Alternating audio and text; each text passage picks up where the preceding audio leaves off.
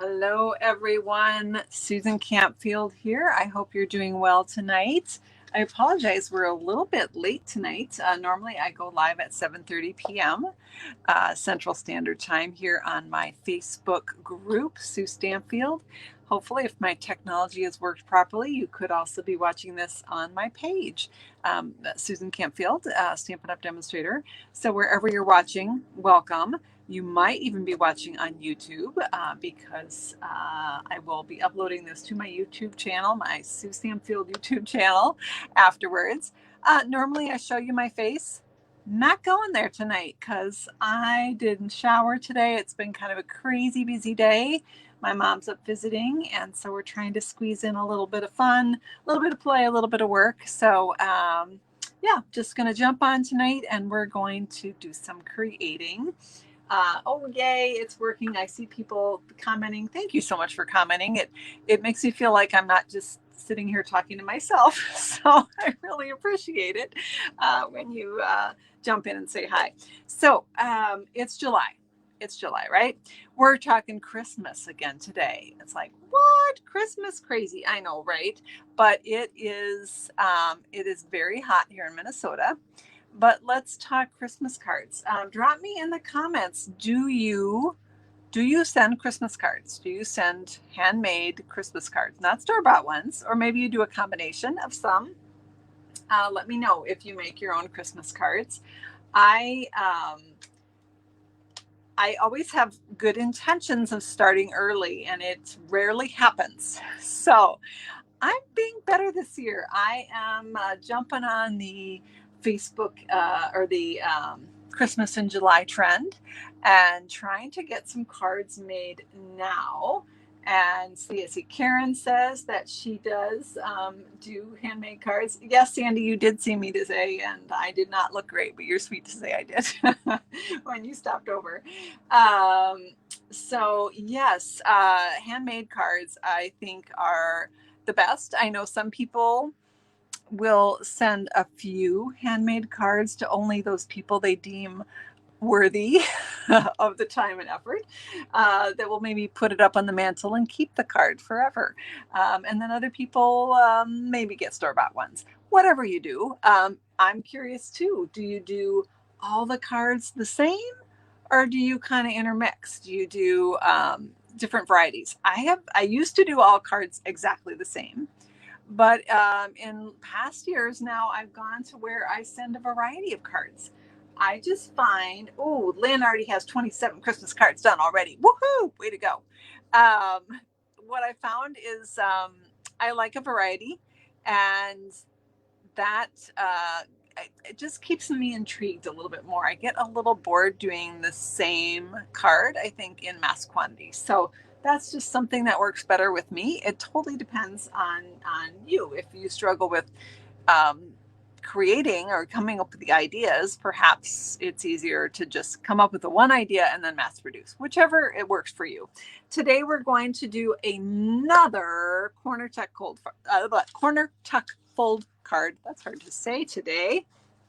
So we are, this is the, I don't know, I'm just really into this fold. I may change up the design and do different designs, but once I find a fold I like, I kind of go crazy with it, and I like to play with it. So a couple videos ago, I shared this card, which is with the Shaded Summer stamp set, and then some dies that are going to be available next month with the new celebration.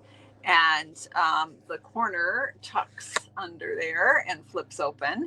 And then in the last video, I did the same fold with a few little changes to it. And that is this card right here. So we did a Christmas card version of this card. And for this one, we used a stamp set that I'm going to use again today, but kind of do a card that was the same fold, the same stamp set, but the finished result is going to look completely different. And today we're going to play around with some metallic cardstocks, some new, some that we've had, and I just have some tips I wanted to share with you on what worked for me and what did not. So Sandy says she made she sends about 70, and she does do a variety as well. So So let's go on to that. So I've got my catalog here. This is in the annual catalog. It's the Tidings of Christmas Suite. It does come with a beautiful chevron ribbon. I keep forgetting that. I need to use that more.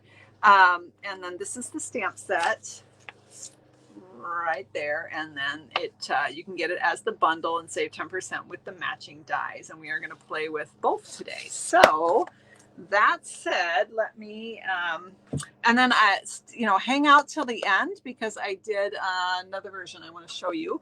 I'm going to demonstrate one, but then I played around with a different version, and I've got all sorts of stuff on my desk here I can show you. Let's pull in some parts and pieces. Woo! Things are falling. Big shocker.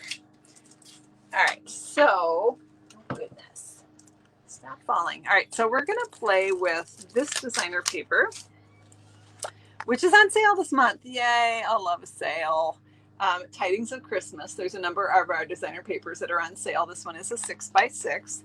These just super quick. These are the patterns that come in here. What I love about this Christmas one is there are 6 different patterns. You get 8 sheets of each. So it makes it easier for mass producing. This is the flip side of the papers. And put those aside. We're also going to be playing with the rose and gold metallic specialty paper. This is really pretty. I think you can see on camera here if I kind of tilt it around. It's very textured kind of look. It's almost like a brushed appearance.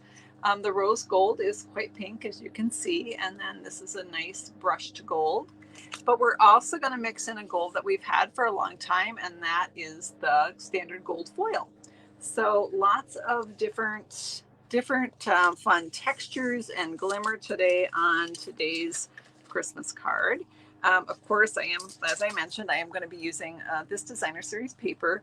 The patterns I chose to use are over here. Where are you over here? Here. Come join the fun. All right, so these are 2 of the patterns from that package. This one, I know it's a little hard to see because it is quite dark. That's what I liked about it. It was very subtle. It's just kind of I guess I would call that, would you call that a herringbone pattern maybe? Not really sure.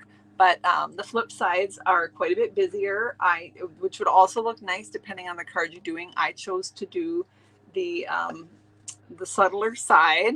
I got Mom's opinion because I kind of liked it with this one too, but she voted for this one. So that's what we're going with today. So let's see. Oh, I've got paper and stuff, and I forgot to cut some paper. Oh, that's okay. We'll figure it out, won't we? We have paper trimmers. We can cut paper, and boy, do I have paper. So love having all my papers that I want on hand. So let's start with our card base. I realize many of you have seen this fold, but every time I do it, I make some slight changes. Oh, maybe I did cut the right pieces. Okay. Well, oh no, I did cut them. I just forgot what I was doing. All right. I should never admit that. So if you belong to my Sue Stampfield weekly project sheets, I send out project sheets once a week. And a couple weeks ago, I sent out the Shaded Summer Corner Chuck card, which is that first one that I showed you. And this week's project sheet, when that goes out, I'll make sure that I do have a link in there for this one. If you hadn't signed up yet and you just recently joined my email list, or if you're going to join today, the description is in the link is in the description of this video. And so we'll look at these dimensions while we make this card. And, I'll also have it here in the video. So if you don't need the project sheet, that's totally fine. Sometimes it's just nice to have a project sheet that you can download to your computer and have later. So we're going to start with our card base. Of course, on this one, it was Night of Navy. Today, we are using Evening Evergreen, one of our new in colors this year. Beautiful, rich, dark dark green. And so we are still doing the same dimension of 4 1/4 by 8. Now, last time, I cut my cardstock wrong. So I didn't trust myself. So I already cut my 8.5 by 11 in half the long way so that I would remember to do it right. I think I would have, but you never know with me. So that is 4.25 by 11, but that's not the size I want, right? It says right here, I need 4.25. You see that? 4.25 by 8. So we're going to cut this down to 8. Just need to pull out this side arm. Let's just move that. Okay, this desk was clean a minute ago. Look, I already made a total mess of it. That's just how I roll. So 8 inches. Now I have 2 blades here. This is the scoring blade. Don't want that. I want to cut right now. So we cut this piece off. And now we have our 4.25 by 8. And I go back to my sheet here and it tells me that I need to score this at 2.5 inches. So we're going to put this cutting blade up so that I don't forget. And we're going to measure at 2.5 inches. I'm sorry, my husband's mowing the yard, which I'm really excited about because it was getting pretty shaggy. So I hope you can't hear that. You probably can't. We're just going to score that at 2.5 inches. So you see that? There's our score. And then this piece is a little scrap, and it's what is it? Doesn't really matter, but it's 4.25 by 3, and I actually need a 3-inch square, which I think I actually already cut one here, but I'll just show you how you can use the waste from that to cut this piece and then cut it diagonally. I think I already even cut one diagonally, but that's okay. I'll show you how I did it. So I am lining up. Let's put our arm down. We don't need that anymore. I'm lining up the points in the track. That little groove is where that cutting blade's going to go. I know some of you already seen this, but hey, it never hurts to hear it a couple times, right? So we're just going to slide our blade, and that cuts it into 2 triangles. I only need one for this card. This one can wait for later. I'm going to do the same with this triangle, correct? Yes, this triangle, which is that dark herringbone pattern. Again, putting my points right in the track, putting down my clear guide, and then I'm just going to check and make sure my points are right where they were supposed to be. And I have two more triangles. Again, one of those I'll set aside for another card. I think that's all the cutting I need to do, but we'll just set the trimmer close by in case I forgot something. All right. So let's bring in our bone folder, and we're going to do some die cutting here in a minute, but I'm just going to crease this. And this, these are going to be adhered together. I am just wanting to make my designer paper a little more sturdy because it's going to form the corner that my centerpiece is going to be tucking under. So I'm just, the easiest for me to do with that is just use the liquid glue. I don't use liquid glue a whole lot, but for this one, I like it because I can get it all the way down into the points there of the designer paper. Let me hold that up so you can see. So you can see I was able to get adhesive all the way to the points. Now that one I might have gotten a little too much. It might ooze out on me. So I'm going to just grab a little scrap of cardstock, of which I have a lot of, and I'm just going to take some of that off. There we go. The other option is I could have let that dry because it does dry tacky, and then once it dries, it doesn't ooze out. But I'm just going to adhere those together. So now my designer paper has a backer on it, and it's now quite a bit thicker. And then this little piece is a 1-inch by 4. This was a 3 by 3 that we cut on the diagonal. And I'm just going to go ahead and adhere this to the edge of my card front. So far everything is the same as we've done previously. We're about to start doing some change ups here. Oh dear, look. Susan is running low on dimensionals again. Feels like every video I say that. It's okay, we've got all those edges that I can use, right? All right, so I put a dimensional in each corner. I want to make sure it's not hanging over. and just making sure that I've got a dimensional in each corner.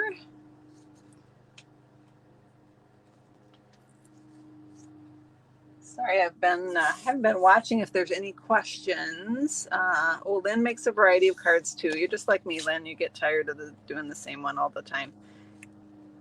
It's fun to do a variety, but I can see the thought. Like I said, I used to do all the same because then I could just kind of mass produce. So either one works. All right, so there we have our card base that we're ready to decorate. Oh wait, I'm missing a piece of white for the inside, so I think I have one here I can use though. All right, so what I have here is this was a 3x3 I was going to cut for my triangle, but we found another piece for that. This one is, I believe, 3 1/8 by 3 1/8. I'm going to check that. Yep, it's 3 1/8 by 3 1/8. Do you like my new ruler? I really like it. I got it today at Target for 25 cents. I kid you not. 25 cents in school supplies. Easy to read. I really like it. Anyway, I love a good ruler. 3 1/4 by 3 1/4 is going to be my base, and I'm going to put a 3x3 piece of the designer paper on here. This is going to give me a nice narrow border, and this is a little bit of an adaptation from my original sample that I made of this earlier today. That one was 3 1/4 by 3 1/4, which I thought was a little harder to tuck under that piece. So I thought, let's try 3 1/8 by 3 1/8 and see what we think. So that is going to go right here. And you want a secret? I didn't get this 100% even and straight, which usually drives me crazy because you can see a little bit skinnier here, a little wider here. But guess what? It's going to be layered on the same color. Nobody's going to know, right? It's our little secret. Don't tell. All right, so we're going to go ahead and to look at my sample so I don't get off track here. I'm going to go ahead and adhere this. I am switching up my adhesive to the Seal Plus. The Seal Plus is a little bit stronger. Many of my customers also find this easier to use than the Seal. There's a little trick to using the Seal. Once you figure it out, it's great. But this one is a little more user-friendly. So, and you can see it's got a little breaks between the adhesive, which makes it easier to break off. So I'm going to just go ahead and stick that on right there. I'm making sure that my corner is overlapping here because that's the closure. It's going to tuck under there. And, you know, I probably could have gone a little bit closer to my designer paper. Totally up to you how you want to do that. I am going to go over just a little bit. I was able to move that because I hadn't fully pressed on it. So now it's a little easier to tuck. Not a big deal, but so we have our card front going here. Let's go with the fun part, the decorating part. And to do that, we're going to bring in the die cutting machine. Now this square is 2 3/4 by 2 3/4. So let's go back to our project sheet here. And this one I used a basic white 3x3. For this one, I instead used designer paper 3x3, but I added a layer that was 3 1/8 by 3 1/8. And then basic white 2 3/4 by 2 3/4 for the inside message. That is the same. That did not change. So hopefully you can see that. Okay, let's move on. So let's bring in let's do some die cutting. Now I have another version of this card where I'd use an embossing folder. So I have those to share with you. Again, hang around till the end and I get to show you that other version. But let's finish our card first. All right. You know what? I'm going to need to grab my little gripper. Hold on. So in my Sue Stampfield group, a while back, gosh, it was right before I went to Maui, I think, we did people shared some of their favorite just things that you can pick up at any department store, Target, you know, that kind of place that you find useful in the craft room. And one of the things that was mentioned was using rug grippers to keep your die cutting machine in place. And I realized that I don't really have a problem where I normally keep it, but over here it slides all over. And so whoever mentioned that, thank you. I have a whole list of great tips of things that people use. That was most of them I knew, but there was a few I had to contact them and say, what do you use that for? Because I wasn't sure. So I will be sharing that in my emails, my project sheet weekly. We'll send that out. We'll also post it here in the Sue Stanfield group. So, all right, back to cutting. So remember, we're using two different metallics today. We're using this gold specialty paper that comes with the rose gold. That's more of a brush gold. It almost looks like fabric. It's beautiful. And then we have our standard gold foil, and we're actually going to use both of them today. And I will tell you why. So I'm going to bring in some dies here. This is from the dies that go with the Tidings and Trimmings suite of products. The Tidings and Trimmings is the name of the stamp set. The dies that go with them are called Christmas Trimmings dies. So these are the two that I'm using today. There's actually another star in this set, a bold outline star and a detailed star. And the card I'm going to show you at the end is I used those. For this one, I'm going to do this smaller star out of this brushed gold. And then I'm going to do this one out of the metallic gold. I found that trying to cut this metallic paper with these detailed dies was very challenging, particularly pushing out all the little bits. You can do it. I'll show you at the end that I did do it, but it was a lot of work. And I thought, for a Christmas card, no, I don't think I would want to do that. So it does work really well for outline shapes, what we would call a framelit. And so, or a punch, that's again, just a solid shape. That works really, really well. So for me personally, I'm probably going to use it mostly for backing and for doing simple shapes, because trying to do the intricate little pieces was a pain. So I'm going to be doing this intricate star on the metallic gold, which works beautifully. But I don't want to have to sponge or try to glue this very skinny little delicate die onto my project. So I'm going to cheat. I'm going to use some adhesive sheets and put that on the back of this first. And I do like to show how to put these on. So when you peel it away, there's a backing piece, and then this is the sticky part. The sticky part is what I want to put on my paper. So I just go to my cardstock, and I have my cardstock cut just a little bit wider than this strip, which the strip is 2 inches wide, this adhesive strip.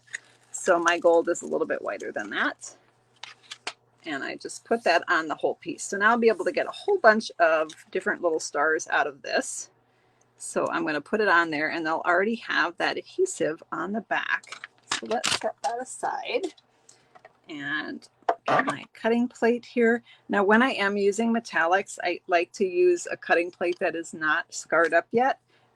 If I have a big piece like this, if this is all scarred up, like this one is, all of those marks are going to transfer into this paper, which I don't want to happen. So I'm using one of my newer, nicer plates, and we're just going to send that through. Oh, I was going to cut the other one at the same time. Well, I guess I'm not. I'm going to cut that one separately.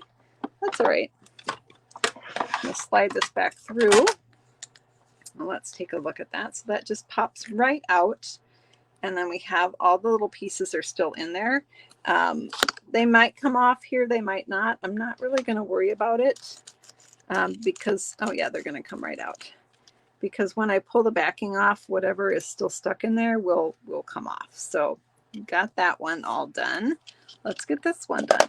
Now, I didn't put my sheet on the whole piece. I put the edge here, so now I have this line in the paper. That's what I was saying about things transfer through. So you have to be a little strategic about that. Let's flip this over, and we're going to cut one of these pretty. I know this seems like a really waste of paper, and it kind of is, but I had a scrap that was ready to go, and I just grabbed it before I started. But so here's what I'm going to do. I'm going to cut my star out of the middle of this piece, because then I could use the leftover star frame on another project, right? Potentially.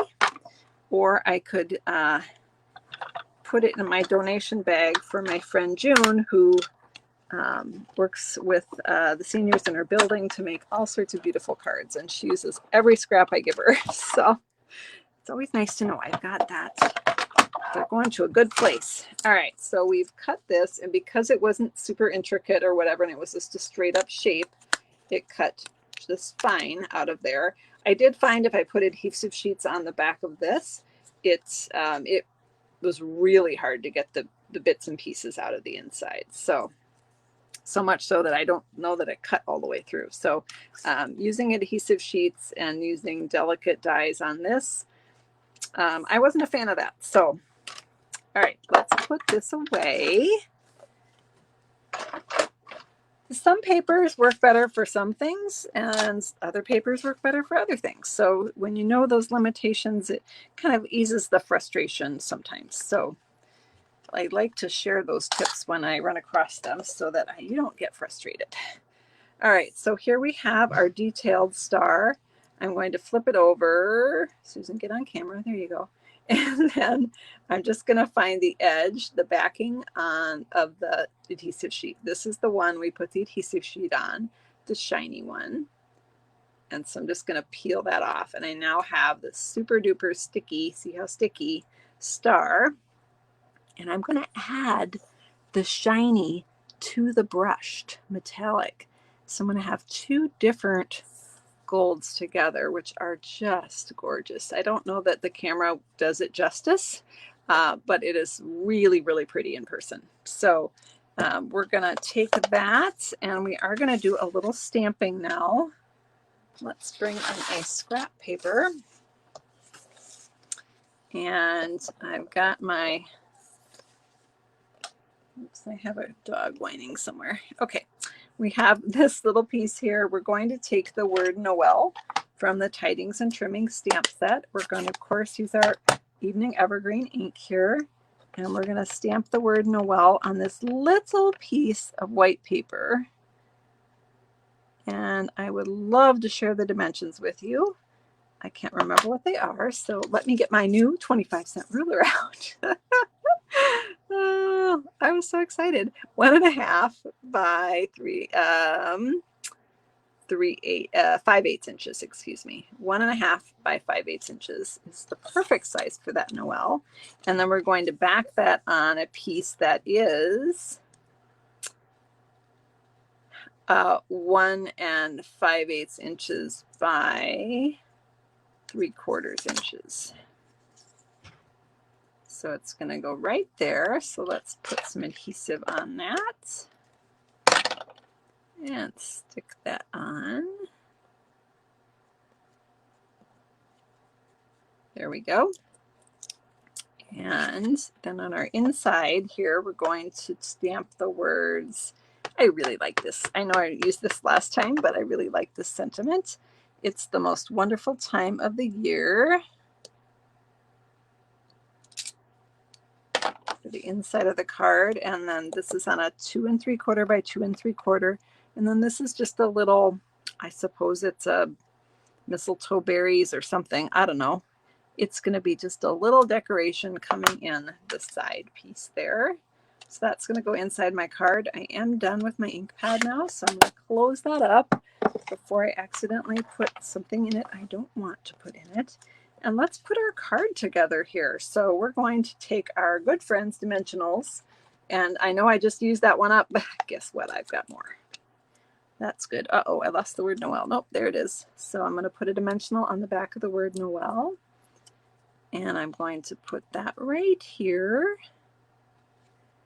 And then I'm going to put a dimensional on the back of my star. Again, this is the double metallic here. Peel that backer off. And that's going to go right. You know what? I'm going to move this down just a little bit. That's why I'm a big fan of not pressing until I make sure everything's going to fit on my paper. So I just tucked that down a little bit so I made sure I had plenty of room to tuck my corner. So I've got my Noel, I've got my star. Well, we need to bring this up just a little bit more. So we're going to bring in the Gilded Gems here, and we're going to take a large gold one, and well, they're all gold, but we're going to take the larger one. You could use the smaller if you preferred. You could use both actually, and just add some extra sparkle and shine to that. And inside the card, we're going to add our inside greeting here. And I'm going to tuck it under the corner, and if I just center it on the card, it should be hidden because our layer here is 3 1/8 by 3 1/8. This is 2 3/4 by 2 3/4. But before I press it down, I'm just going to double check, and yes, I've got it in a good place. So now one more thing, if you are familiar with my videos, you probably can guess I love to add embellishments, and I also love to add some ribbons. So, and I can't wait to show you the other card that I did. The other card I did, instead of using designer paper, I used embossing folder, and it's a new embossing folder that's in the annual catalog. That is awesome. So I can show you that in just a minute. Let's just finish our card here first, though. Checking to see if I have any questions here. All right, so the ribbon that I'm using, now I could have used Evening Evergreen. That would have been pretty on this, and I did try that, and it was nice, but I really liked using the Soft Succulent because that's the color in this smaller paper, and it just was a nice contrast. So I think there wouldn't be a wrong choice there. I think either one would be good. And let's just trim the ends on that ribbon. There. Okay. Not wanting to lay flat. There we go. So we have our card here, and that corner just tucks right under there to hold it closed. So there is one version. So let me show you that other one that I mentioned. The other one I used an embossing folder instead of a designer paper, and I used the bigger star. And this one I did it, did the same way. So I did the big star base with the brushed, and I did the metallic gold foil for the detailed part. And I did use the adhesive sheets. Again, I used the gilded gems in the center. And this one, I don't think I even did the inside yet. Oh my goodness, we need to do the inside of this one. But the embossing folder, isn't that gorgeous? Looks in boy, does that match the Evening Evergreen. Now forget that there isn't an inside in this one yet. And this one is a little bit bigger. So if you recall, our base on this one was 3 1/8 by 3 1/8. This one is a tiny bit bigger. It's 3 1/4 by 3 1/4. And because that star is so big, you need to have the bigger piece there. So this one, I haven't decided on the inside yet of the message I want. I honestly probably will do the same one, although there's some other nice ones in the set. I think on this one, I used the sentiment from the set that says, wishing you a joyful Christmas and a Happy New Year's, which is very nice. Happy New Year, not New Year's, Susan. Anyway, this embossing folder, let me show you that really quick and give you a tip on that. It comes in a 2-pack. So if you love this beautiful evergreen, I mean, look how detailed that is. It's just gorgeous. Guess what? It also comes with a gorgeous snowflake. And that, I mean, look at the little swirls here. It's so cool. This is the snowflake, and then it comes with the pine bough too. So that is a 2-pack.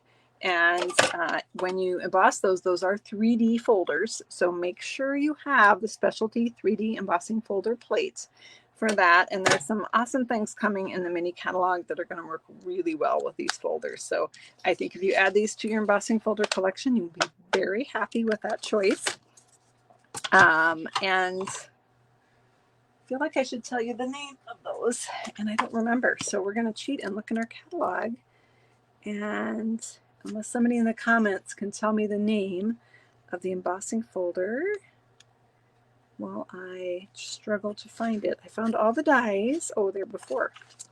All right, so it is. Where is it? Where is it? Where is it? Why am I not finding it? Oh, there it is.